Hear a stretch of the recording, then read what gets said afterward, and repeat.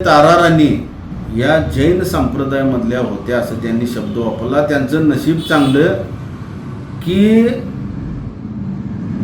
मोहम्मद पैगंबर, प्रेषित मोहम्मद पैगंबर हे जैन होते हे म्हटले नाही, नाहीतर धाड धाड धाड धाड गोळ्या बसल्या असत्या यांना. तो संप्रदाय, तो समाज, ती कौम यांचं ऐकून घेतलं नसतं. ही जे नागडी फिरणारे अवलाद आहे हे कोण आहेत हे त्यांना. अन्यथा आम्ही जर बोलायला चालू केलं तर ते वाईट आणि विपरीत परिणाम होतील. कारण मराठा समाज हा कच्चा कांदा कच्चा लसूण खाणारा संप्रदाय. यांच्या अंगामध्ये रगारगामध्ये उसळलेलं रक्त आहे. मराठाचा अर्थ असा आहे की जो मार खाऊन कधी हटला नाही त्याला मराठा म्हणतात. असेल तर मुस्लिमांच्या विरोधात जरा बोला तुम्ही. मला पण पाहायचं आहे तुमच्यात किती गट्स आहेत, तुम्ही काय करू शकता. एखाद्या आतंकवाद्यांच्या जैन साधू, त्यांचं नाव मला माहिती नाही, त्यांनी काहीतरी गरळ ओकली होती. सन्माननीय ताराराणी या जैन संप्रदायामधल्या होत्या असं त्यांनी शब्द वापरला. त्यांचं नशीब चांगलं की मोहम्मद पैगंबर, प्रेषित मोहम्मद पैगंबर हे जैन होते हे म्हटले नाही, नाहीतर धाड धाड धाड धाड गोळ्या बसल्या असत्या यांना. तो संप्रदाय, तो समाज, ती कौम यांचं ऐकून घेतलं नसतं. ही जे नागडी फिरणारे अवलाद आहे हे कोण आहेत हे त्यांना अशाच पद्धतीनं त्यांनी ठोकला असता. माझं त्यांना विनंती आहे, मराठा समाजामधील एक साधू संत जर बदनाम झाला तर ह्याचा अर्थ असा होत नाही मराठा समाज बाद आहे. जैन संप्रदायामधला एका साधूनं अशी काय गरळ ओकली तर असं काय नसते की जैन सगळी बाद आहेत, किंवा मुसलमानांच्यातला कोण एक आतंकवादी सापडला याचा अर्थ असा नव्हता की सगळी मुस्लिम बाद आहेत. ह्या स्वराज्यामध्ये 18 पगड जाती, 12 बलुतेदारांनी छत्रपती शिवाजी महाराजांच्या बरोबर काम केलं. छत्रपतींच्या बरोबर काम करताना नाभिक समाजाचे शिवा काशीद, जीवा महाल असतील, रायप्पा महार असतील, ह्या लोक वेगवेगळ्या, बाजीप्रभू देशपांडे असतील, ह्या वेगवेगळ्या लोकांचे आहुती दिलेल्या आहेत, अक्षरशः आहुती.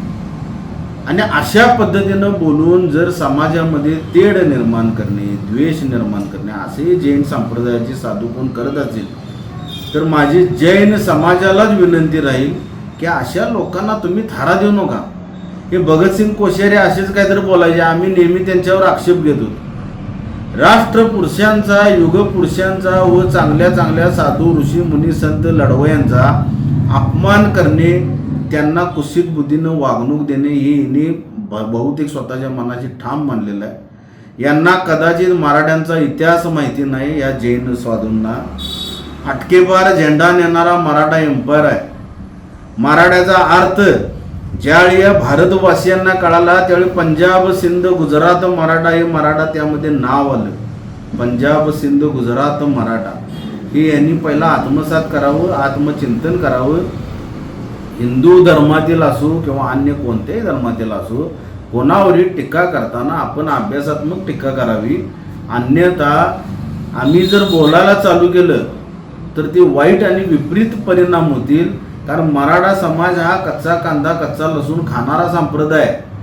यांच्या अंगामध्ये रगारगामध्ये उसळलेलं रक्त आहे. मराठाचा अर्थ असा आहे की जो मार खाऊन कधी हटला नाही त्याला मराठा म्हणतात. ही जैन जैन स्वामींनी त्या आत्मचिंतन करावं या माझ्या शब्दाचं.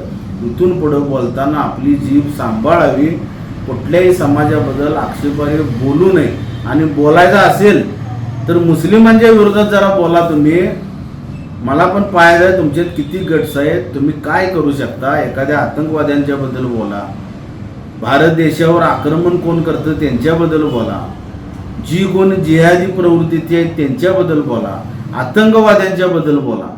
उगाच आपल्या राज्यामध्ये राहून, आपल्या राष्ट्रामध्ये राहून राष्ट्रातल्याच इतर लोकांची कळ काढणे उचित नाही.